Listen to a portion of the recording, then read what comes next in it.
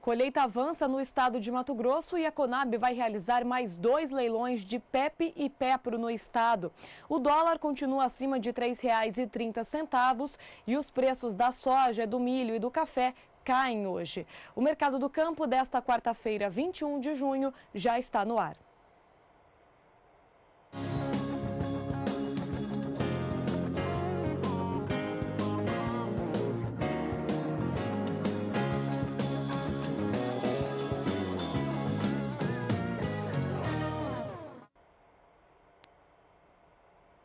Uma boa tarde para você. O Mercado do Campo começa ao vivo, direto dos estúdios da B3 aqui em São Paulo.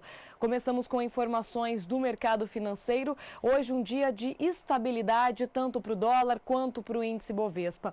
Ontem foi um dia de alta forte para a moeda americana e o Ibovespa, principal índice de ações da Bolsa, teve uma queda de 2%. Tudo isso provocado pela situação política no Brasil e pelo mercado do petróleo. Hoje já foi um dia bem mais calmo. O dólar pela manhã chegou a registrar queda, depois passou a subir, mas a alta no fim do dia foi muito leve, provocada mais uma vez pela queda acentuada no mercado do petróleo, que acaba trazendo essa alta para o dólar. Bom, a moeda americana encerrou o dia negociada ainda acima dos R$ 3,30, mas sem muitos ganhos. A R$ 3,33 mais 30 teve uma alta muito leve de 0,06%. O índice Bovespa pela manhã operava em alta, recuperando parte das quedas que foram registradas ontem. Durante a tarde, o índice passou a operar em baixa por conta das ações da Petrobras, que estavam em queda diante dessa baixa no mercado do petróleo. Só que no final do dia, as cotações acabaram zerando. O Ibovespa ficou estável. A 60.761 pontos, o índice não teve variação em relação ao de ontem. As ações que se destacaram entre as principais altas estão Marfrig e também as ações da JBS. Já entre as principais quedas, como eu disse, ficaram as ações da Petrobras, influenciadas por essa queda no preço do barril do petróleo. Bom, pelo segundo mês consecutivo e pela terceira vez neste ano, o Brasil teve um saldo positivo na geração de postos de emprego. O destaque, mais uma vez, foi a agropecuária. Os dados foram divulgados pelo Cadastro Geral de Empregos de Empregados e Desempregados, o CAGED. Mais detalhes você acompanha na reportagem de Camila Xavier. O levantamento apontou 34.253 novos postos de trabalho no mês de maio. Um aumento pouco expressivo de quase 1% em relação a abril. O destaque foi a agropecuária, que gerou um pouco mais de 46 mil novos postos de trabalho, um crescimento de 2,95%. O ministro do Trabalho, Ronaldo Nogueira, avaliou o resultado do setor. A agricultura, a agropecuária, no decorrer dos anos, ela vem sempre apresentando sinais positivos. Nós acreditamos que na recuperação dos demais setores, inclusive na permanência desses números positivos aí do próprio setor agropecuário. Até porque o Brasil, ele é um país continental, tem algumas situações que são sazonais, como é o estado do Rio Grande do Sul, agora que teve números negativos, mas em compensação o Sudeste, principalmente o estado de Minas Gerais, onde o setor do café apresentou números extraordinários de crescimento. E assim acontece no conjunto do Brasil, que é uma das potencialidades que o Brasil tem, a sua capacidade de produzir tudo. Além da agropecuária, também apresentaram crescimento no número de empregos os setores de serviços, administração pública e indústria de transformação. Por outro lado, o desemprego aumentou nos setores de comércio, construção civil, indústria extrativista mineral e nos serviços industriais de utilidade pública. Bom, a processadora de sucos e bebidas prontas, a Natural One, relatou como foi o seu balanço durante o ano de 2016. E a empresa registrou um novo prejuízo. Você acompanha agora os dados que foram divulgados hoje. A Natural One teve um prejuízo no ano passado de R$ 49.150.000. Um aumento de 30,65% sobre um prejuízo que já havia sido registrado em 2015 de R$ 37.620.000. Com o resultado, a companhia, que tem sede em Jarinu, aqui no interior de São Paulo, acumula prejuízo de R$ 171.870.000 até o ano de 2016. No mercado, a Natural One é vista como uma empresa que foi criada para ser incorporada ou vendida para alguma outra empresa maior. Ela já chegou a ser sondada pela PepsiCo e também recentemente por um fundo de investimento. A empresa teria uma capacidade de envasamento anual de 350 a 400 milhões de litros, mais do que todo o setor de sucos aqui no Brasil. Um outro balanço que foi divulgado hoje foi pela Copersucar. Esse balanço foi divulgado em relação à produção, tanto de açúcar quanto de etanol, pela cooperativa. Acompanhe também como ficaram os dados. De acordo com a cooperativa, na safra 16/17, que terminou no dia 31 de março deste ano, a produção de açúcar ficou em 5.300.000 toneladas. Houve uma queda de 3,6% se comparado com o ano anterior, a safra 15/16. Já a comercialização de etanol foi de 4.200 milhões de litros, uma queda bem mais acentuada de 16%. As usinas produtoras e sócias da Copersucar tiveram uma moagem de 87 milhões de toneladas de açúcar, de cana-de-açúcar, na safra 16/17, uma queda de 2,5% se comparado com a safra 15/16. Mesmo com essa queda na comercialização de açúcar e etanol e na moagem de cana-de-açúcar, a Copersucar registrou na atual temporada, na temporada 16/17, um lucro bem maior do que na temporada anterior. Bom, agora a previsão do tempo. Juliana Rezende traz os destaques do centro-sul do Brasil. Acompanhe. Olá, Rafaela. Olá a todos. No decorrer dos últimos períodos, as chuvas que ocorreram muito volumosas e expressivas no estado do Paraná acabaram atrapalhando as atividades de colheita das lavouras de mandioca, por conta também dos altos índices de umidade do solo na maior parte do estado paranaense e praticamente toda a região sul. Ao longo dos próximos dias, agora a expectativa é de tempo mais firme, o que deve beneficiar o andamento das atividades de colheita. O tempo segue mais firme na maior parte do centro-sul do país e pelo menos até o dia 26 de junho não há expectativa de chuva volumosa. Apenas no Nordeste Mineiro e também no Espírito Santo é que deve chover ainda de forma mais fraca e isolada. Agora, ao longo do segundo período, é que novas áreas de instabilidade avançam em direção à região sul e provocam pancadas de chuva, principalmente no estado gaúcho. Durante o período do dia 26 de junho até o dia 1º de julho, os acumulados no Rio Grande do Sul não devem passar de 5 milímetros. O Nordeste Mineiro e também o Espírito Santo ainda seguem recebendo pancadas de forma mais irregular. Na maior parte do centro-sul, o predomínio ainda é de tempo mais firme e sem chuva. Ao longo do terceiro período, esse padrão de chuvas ainda não deve se modificar. As pancadas de chuva agora somente avançam um pouco mais na região sul. Agora deve chover entre o Rio Grande do Sul, Santa Catarina e também no sul do Paraná. Nas áreas litorâneas do Sudeste também são esperadas pancadas de chuva, ainda de forma mais fraca. No interior do estado de Minas Gerais, São Paulo, o norte do Paraná e na maior parte do centro-oeste não há expectativa de chuva e o tempo segue mais firme. Então, pelas próximas semanas, não há expectativa de chuvas muito expressivas, especialmente no Paraná, o que deve beneficiar o andamento das atividades de colheita das lavouras de mandioca. Volto com você no estúdio. Obrigada, Juliana, pelas informações. No próximo bloco, você vai ver os preços do café nesta quarta-feira. Nós voltamos já. O Mercado do Campo está de volta e agora com informações do mercado do café. Os preços do café robusta negociados lá na Bolsa de Londres começaram o dia em alta, mas tiveram uma queda leve, influenciados principalmente pelos valores do café arábica. O contrato de julho, negociado a 2.055 dólares a tonelada, teve uma queda leve de 0,09%, mesma queda para o contrato de setembro, a 2.072 dólares por tonelada. Novembro fica estável a 2.056 dólares a tonelada e o contrato de janeiro do ano que vem a 2.031 dólares a tonelada sobe 0,09%, mercado muito estável porque teve essa recuperação de manhã, só que à tarde os preços do café arábica na Bolsa de Nova York passaram a cair, tiveram uma queda acentuada por conta da baixa no mercado de petróleo e também por vendas que foram feitas pelos fundos de investimento lá em Nova York. O contrato de julho, agora a $1,19 por libra-peso, cai 2,13%.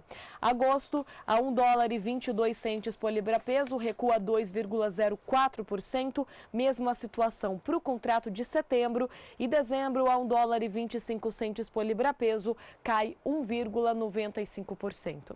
Você acompanha também o mercado aqui no Brasil. O contrato de setembro a $144,50 a saca de 60 quilos. Acompanha Nova York, cai cai 1,87%.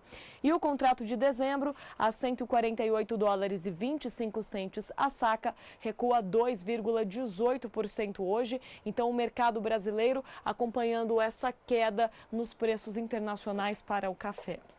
Voltamos a falar sobre a previsão do tempo. Agora a Juliana Rezende atualiza as condições do clima para o Nordeste e Norte do país. Juliana.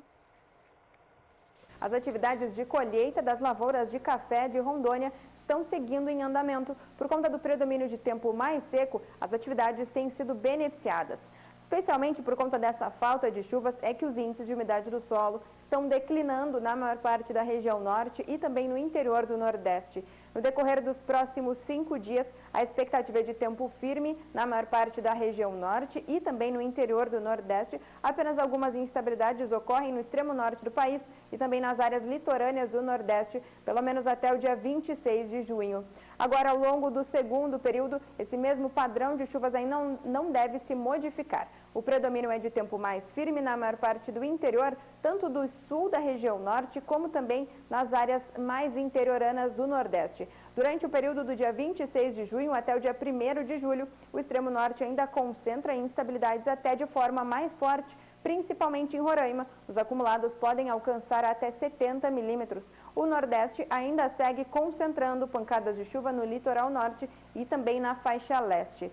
Agora, no decorrer do terceiro período, a primeira semana do mês de junho ainda é caracterizada pela manutenção desse padrão de chuvas. O extremo norte do país e também nas áreas litorâneas do Nordeste é que são esperadas chuvas frequentes e também com volumes significativos. Então, pelos próximos períodos, não há expectativa de chuvas, principalmente no estado de Rondônia. Com isso, as atividades no campo e especialmente a colheita do café deve seguir avançando. Hoje eu encerro por aqui a minha participação. Até mais. Obrigada, Juliana, pelas informações. A China está aumentando a sua fiscalização contra o contrabando de açúcar por lá. Só para ter uma ideia, a Administração Geral da Alfândega disse que neste ano de 2017 foram apreendidas mais de 6 milhões de toneladas de açúcar contrabandeadas no país, o que dá um total de mais de 11 milhões de dólares. Os preços no mundo todo estão mais baixos do açúcar do que lá no mercado interno da China. E aí os contraventores aproveitam essa situação, compram açúcar de outros países, levam para a China sem pagar a taxa de importação e vendem lá no mercado interno. A estimativa do mercado é que, por ano, cerca de 2 milhões de toneladas de açúcar entrem ilegalmente lá na China. A China, no ano passado, o ano todo, teve uma importação oficial de 3 milhões e 200 mil toneladas, ou seja, uma grande quantidade mesmo que entra ilegalmente no país. Agora falando sobre a importação de etanol aqui no Brasil, que tem crescido bastante, principalmente neste ano. O diretor da ANP, que é a Associação Nacional de Petróleo, Gás Natural e Biocombustíveis, mostrou uma preocupação em relação a este problema. Ele deu alguns dados sobre o primeiro trimestre do ano. Apenas nos 3 primeiros meses de 2017, houve um aumento de 403% na importação de etanol, se comparado com o mesmo período do ano passado. A gasolina também teve uma importação muito forte, 70% a mais do que no ano passado. Segundo o diretor da ANP, esses dados mostram a incapacidade do Brasil de produzir mais combustíveis, já que a demanda continua aquecida e os preços externos estão mais atrativos. Bom, ele disse também que os dados do segundo trimestre não fecharam, mas que a expectativa é que com a retomada da safra aqui no Brasil, essa importação seja menor do que no primeiro trimestre. Vamos agora para um rápido intervalo, daqui a pouco você confere os preços da soja e do milho. Voltamos já. O Mercado do Campo está de volta, direto dos estúdios da B3 aqui em São Paulo. O clima favorável tem ajudado no avanço da colheita de milho lá no estado de Mato Grosso. Veja mais detalhes na reportagem de Valdir Pacheco. A colheita do milho segunda safra começa a ganhar ritmo nas principais regiões produtoras do estado. Em Sorriso, esse produtor está colhendo uma boa safra, apesar do excesso de chuva nos primeiros dias do plantio. Esse ano foi excepcional, bem diferente do ano passado, por conta da pouca precipitação que a gente teve no ano passado, né? Então o rendimento está dentro da expectativa, né? Tivemos alguns problemas aí no início com a qualidade, por excesso de chuva e diplódia também no milho, né? Então afetou um pouquinho a qualidade, mas nada que vai atrapalhar as negociações no futuro. A colheita do milho safrinha é uma atividade de muito risco de incêndio, principalmente nesse período agora de seca no estado de Mato Grosso. Por isso, a prevenção de ter um caminhão-tanque e um trator com a grade para fazer o acero se necessário. Durante o período da colheita, você tem que estar bem atento, porque é um período que não chove aqui no Mato Grosso. Então, a palhada que fica, você tem que tomar muito cuidado com fogo. Então, a gente tem um caminhão-pipa, que fica de prontidão, um trator com grade, né? E se precisar, a gente pede socorro aos vizinhos ainda.